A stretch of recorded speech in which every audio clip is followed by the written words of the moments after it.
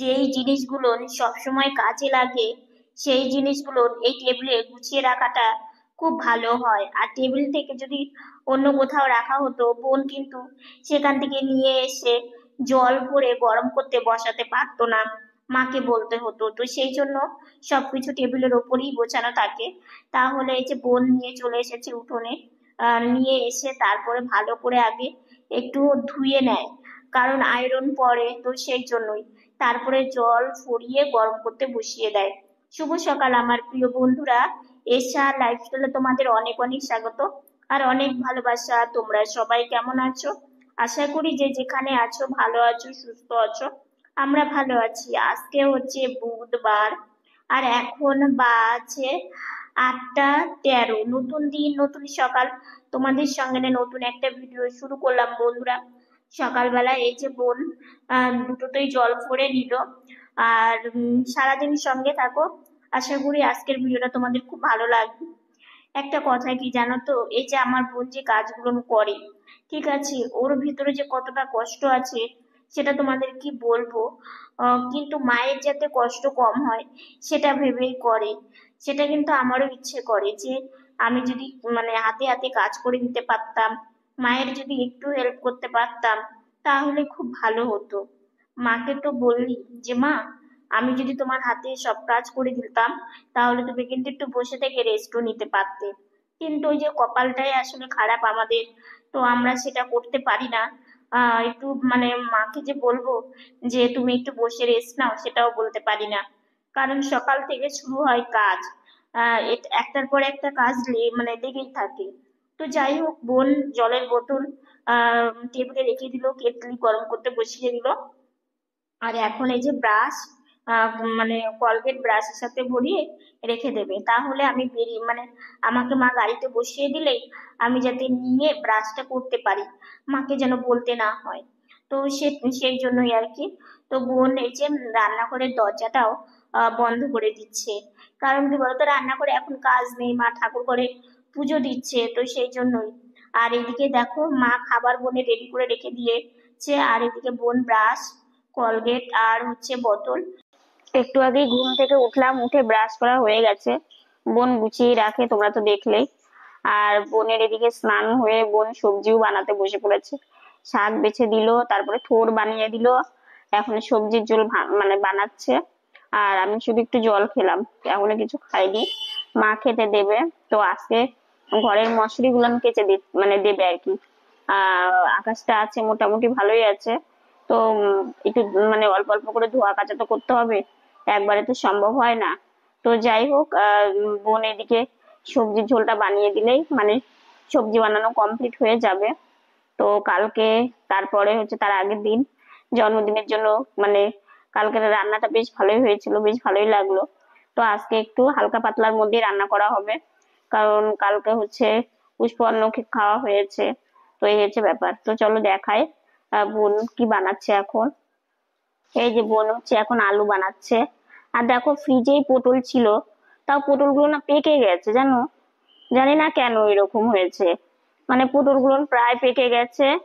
আর মা ওইদিকে রান্নাও বসিয়ে দিয়েছে, শাক হয়ে গেছে, শাক হয়ে গেছে। এখন এই যে থোড়টা, থোড় ভাজাও বলতে পারো, থোড় ছেঁচকি বলতে পারো, সেটা করছে। আর বোনের এটা করলেই সবজির কাজ কমপ্লিট। এই করে দেখো মশারিটা কেচে দিয়েছে, এই যে। আর বালিশ এখানে রেখেছে, বেড কভারটা পুজোর আগে আগে চেঞ্জ করতে হবে। আর এই যে ফ্রিজের উপরের একটা কাপড় দেওয়া ছিল, আমাদের তো কভার নেই, তো সেটাই হচ্ছে কেচে দিয়েছে। তারপরে টিভির উপরে একটা তোয়ালে ছিল, সেটাও কেচে দিয়েছে। আর ওই ইয়েগুলো, ছোট ছোট টপ গুলো, ওগুলো হচ্ছে আবার সাজিয়ে রেখেছে। তো ওটা শুকোয়নি, শুকোলে টিভির উপরে দিয়ে দিবে, ফ্রিজের উপরে দিয়ে দিবে। তো এই ঘরের মশারিটাও আমি খুলে দিয়েছি, তো এটাও মা ভিজিয়ে দিয়েছে।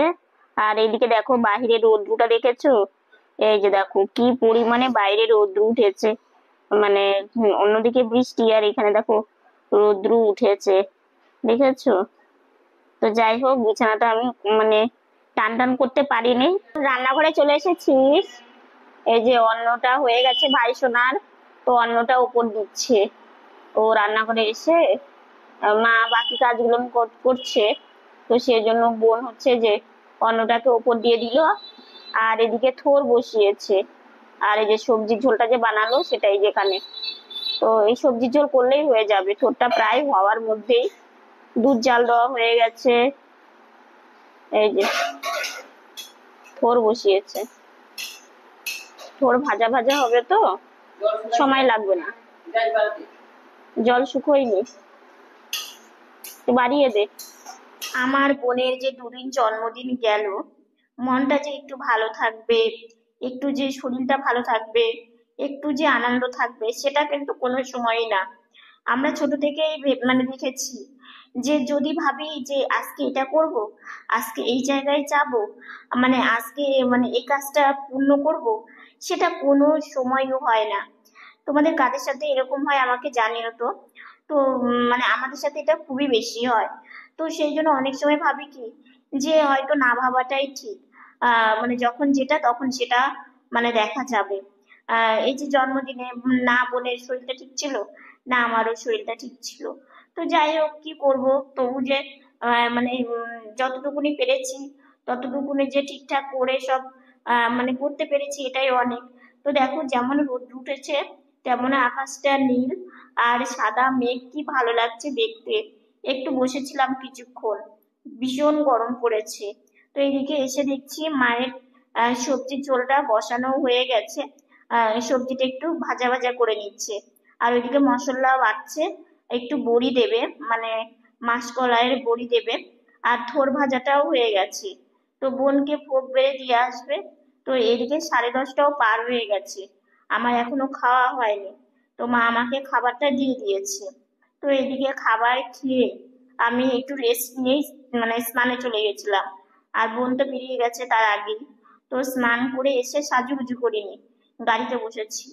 তো মা বলছে বাবা একটু পাঁপড় ভাজি, মানে আজকে সবজির ঝোল করেছে, একটু দেখবে নিরামিষ রেতে একটু ভাজা ভুজি ভালো লাগে। কিন্তু আমার তো ভাজা ভুজি সহ্যই হয় না, প্রচন্ড অ্যাসিডিটি হয়। তো মা বলছে অল্প করে খেও। কারণ কি বলতো, প্রত্যেকটা রান্না করে আমরা যদি না খাই না, মা বাবার খুব খারাপ লাগে জানো তো। তো মাকে বললাম মা অল্প অল্প করে তাহলে ভাজো। তো দেখো ব্যাট পাঁপড় মা এনেছিল। তো দেখো যেহেতু আমরা রোজ রোজ ভাজাভুজি খাই না, তো ছিলই, তো মা সেই জন্য অল্প করে ব্যাট পাঁপড়টা একটু ভেজে নিল। আর আর পাঁপড় নিয়ে এসেছে হচ্ছে ভুট্টার পাঁপড়, আমার বোন খেতে চেয়েছিল, তো সেটাও মা অল্প ভেজে নিচ্ছে। এই পাঁপড়টা না একটু লবণ ছড়িয়ে খেতে বেশ ভালো লাগে। তো মা বলছে তাহলে দাঁড়াও, একটু গরম গরম পাঁপড় ভেজে নেই, 2-4টে খেয়েও তাহলে ভালো লাগবে। ভাজাভুজি কিন্তু দেখবে সবারই কিন্তু কম বেশি একটু হলেও ভালো লাগে। আর আমি মানে তোমাদের কি বলবো, এত বেঁচে খেয়েও আমার শরীর ঠিকঠাক থাকেই না, জানো তো। আজকে সেটা কালকে ওটা, মানে লেগেই থাকে। তো যাই হোক, মা আমাকে খেতে দিয়ে দিয়েছে। তো মাকে বললাম মা অল্প করেই দাও, পাঁপড় বেশি দিও না। তো মা বলছে ঠিক আছে। একটু থোড় ভাজা নিয়েছি, একদমই অল্প। ওই যে দেখো থোড় ভাজা, একটু পাঁপড়, আর হচ্ছে লেবু, আর সবজি ঝোল। তো এই হচ্ছে আজকে রান্নার মেনু। তো এই যে আমি, মা আমাকে খাবারও কি করছিস রে? এই যে সাজের বাক্সটা, কয়দিন থেকে ভাবছি যে ঘর বাড়ি পরিষ্কার করা হলো, কিন্তু আমার সাজের বাক্সটা পরিষ্কার করা হলো না। তো আজকে দুপুরে সাজ মানে সাজিনি, একটু শুয়েছিলাম, শরীরটাও খুব একটা মানে ঠিক নেই, তো সেই জন্য শুয়েছিলাম। তো না সাজলে তো আমার ভালো লাগে না। তো সেই জন্যই আর কি, যে এখন ওই বাক্সটা, এই যে এই বাক্সটা, মানে আইব্রু চেয়েছে যেগুলো বেরোয় আর কি কাঠের, ওগুলো হচ্ছে মানে বের করে ফেলে দিলাম। আর এই যে গার্ডার টিপ এগুলো রেখে দিলাম। এটা হয়ে গেছে, এটা গোছানো হয়ে গেছে। আর এখন এই যে বড় বাক্সটা, এই বাক্সটা হচ্ছে যে সব কিছু, এই যে লিপস্টিক, তারপরে পাউডার, তারপরে যেগুলো আছে আর কি, যেগুলো দিয়ে আমি সাজি, লিপস্টিকই বেশি। তো এগুলো সব মানে পড়ে গেছিলো, সেগুলো আবার সব ঠিকঠাক করে মানে দাঁড় করিয়ে রাখলাম। আর এর মধ্যে যে পাউডারের কেস, তারপরে যে পাউডার আর টিপের এই যে পাতা, এগুলো এই যে এখানে আমি রেখে দিই। তো হয়ে গেল, দুটো গোছানোই আমার কমপ্লিট। তো যাই হোক, পুজোর আগে এটা ভাবছিলাম। শুভ সন্ধ্যা বন্ধুরা। সন্ধ্যাবেলা সন্ধ্যা প্রণাম করে এসেই সাজুগুজু করলাম।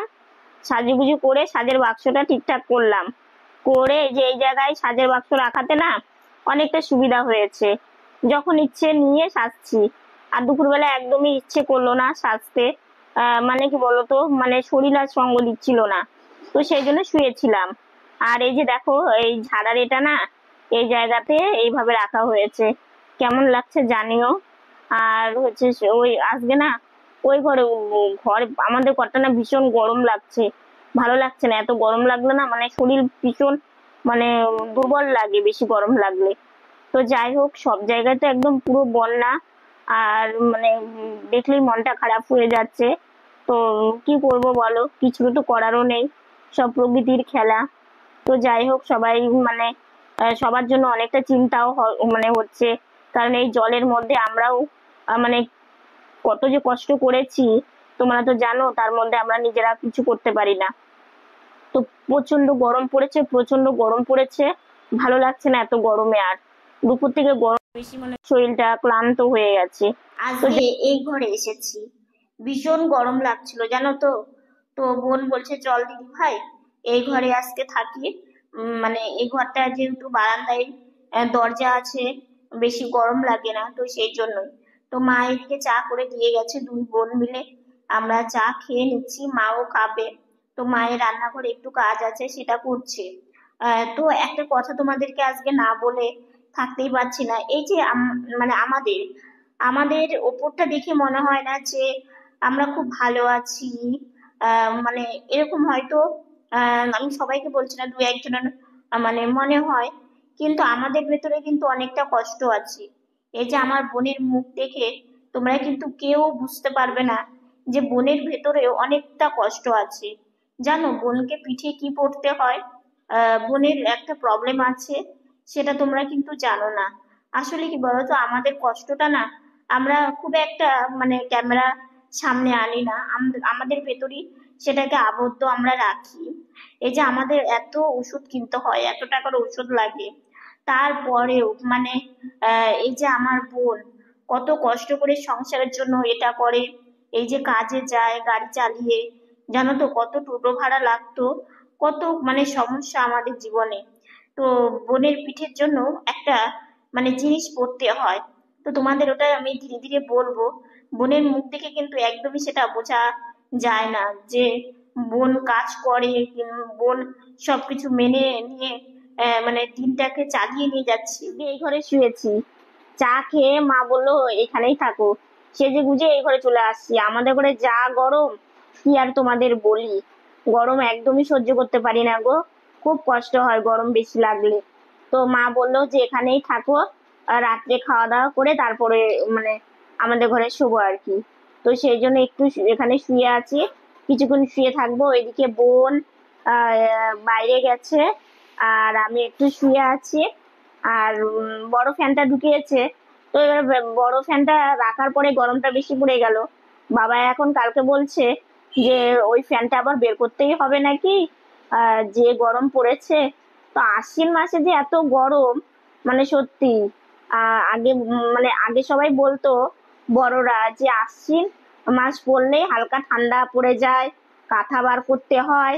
কিন্তু এখন পুরো মানে ওই সময়, তারপরে সবকিছু মানে পরিবর্তন হয়েছে। যেমন বৃষ্টি হয় আষাঢ় শ্রাবণ মাসে, আর এখন বৃষ্টি হয় আশ্বিন মাসে, বন্যা হচ্ছে আশ্বিন মাসে, এই হচ্ছে ব্যাপার। তো যাই হোক, বোন এই যে বাইরে থেকে আসলো, এসে এদিকে জানো কত চেয়ারের উপরে কাপড় জমেছে, দাঁড়াও তোমাদেরকে দেখাচ্ছি। টিভির ওপরে দেখো, এই যে এই তোয়ালাটা পাড়া হয়েছে, এটা কেচে দিয়েছিল, শুকিয়ে গেছে। আর ফ্রিজের ওপরে এই যে এটা আমাদের হাতেই টেবিল ক্লথ বানানো ছিল, তো সেটা হচ্ছে ফ্রিজে ঢাকনা করেছে। আর আজকে বাবা কলা এনেছিল, তো কলাটা উপরে রাখা আছে। তো দেখো কত সুন্দর এখন এই জায়গাটা গোছানো লাগছে, তাই না? কি ভালো লাগে। মশারি কেচে দিয়েছিল, শুকিয়ে গেছে। তারপরে এই যে বেড কভারটা বিছানার উপরে থাকে, গায়ে দেওয়া মানে গায়ে দেওয়া হয় ঠান্ডা লাগলে, তো এইটা হচ্ছে শুকিয়ে গেছে। এই যে এটাও শুকিয়ে গেছে। তো এই যে দেখো, এগুলো হচ্ছে বোন এই যে বিছানার উপরে রাখছে, দেখেছো? হুম, দেখেছো? এই ওইভাবে কেন? ও বাবা, দেখলাম ক্যামেরাটাই নড়ে গেল। আর এই যে মশারি দুটো দুটো মশারি কেমন নষ্টর দিকে চলে যাচ্ছে। এক এক সময় মনে হয় যে আমরা জীবনে যেভাবে লড়ছি, যেভাবে চলছি, মানে ভবিষ্যৎ চিন্তাটা খুব বেশি আসে। জানি আমার ভাই সোনা আছে, উপরে ভগবান আছে, মানে সেটা আমরা ভেবে কিছু করতে পারবো না, কিন্তু তবু আমরা মানুষ, আমাদের ভাবনাটা কিন্তু আসে। আমার বোন যদি একটু ভালো হতো, সুস্থ হতো, তাহলে কিন্তু এতটা চিন্তাও আমাদের আসতো না। কিংবা আমি যদি ভালো হতাম, তাহলে কিন্তু এতটা চিন্তা আমাদের আসতো না।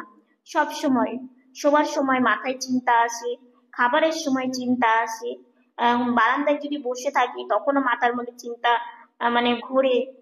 যখনই যেটা করি না কেন, সব সময় এর ভেতরে একটা চিন্তা আমাদের থেকেই যায়।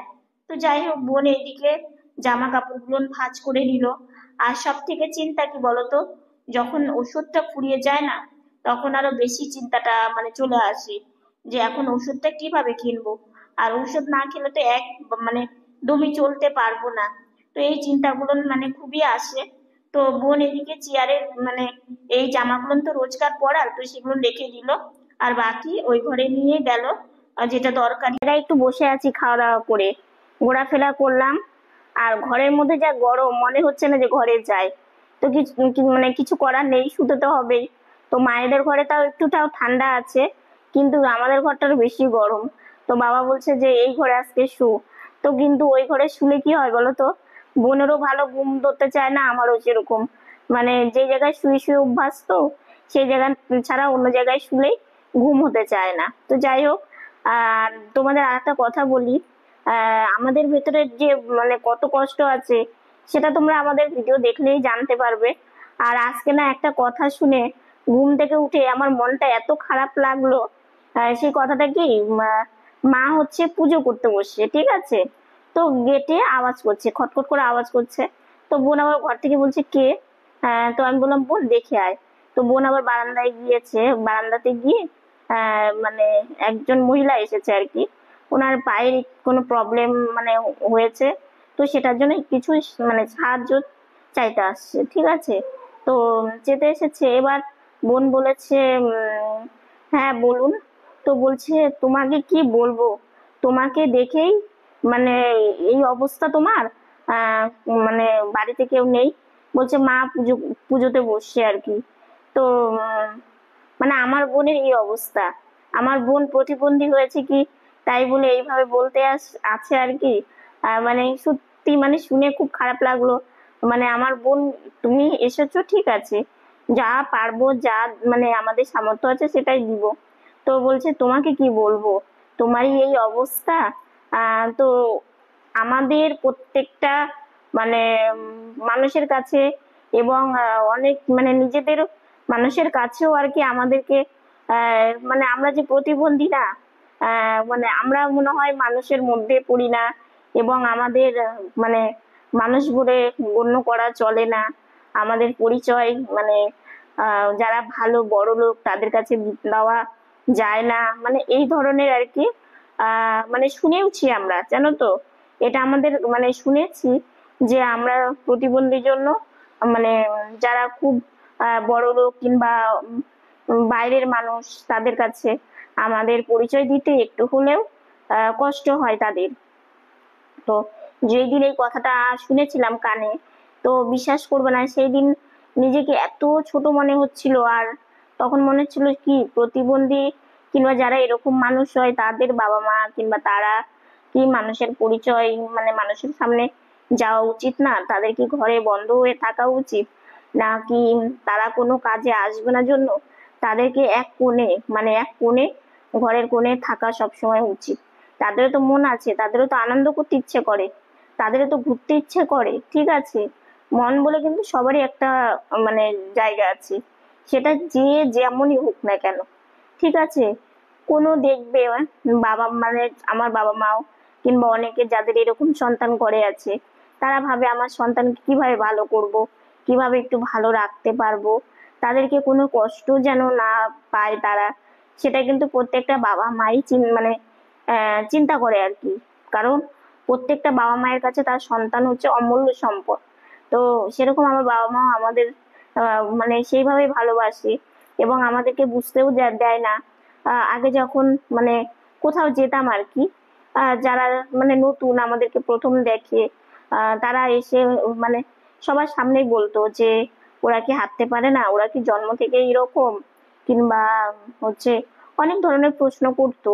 তো আমার বাবা আবার বলতো, মানে বাবা জানতো যে আমাদের সামনে বলছে, হয়তো আমাদের মনে খারাপ লাগবে। তো বাবা আবার বলতো তাদেরকে যে দেখুন, ওদের সামনে না এরকম করে বলবেন না, কারণ ওদের না কষ্ট হয়।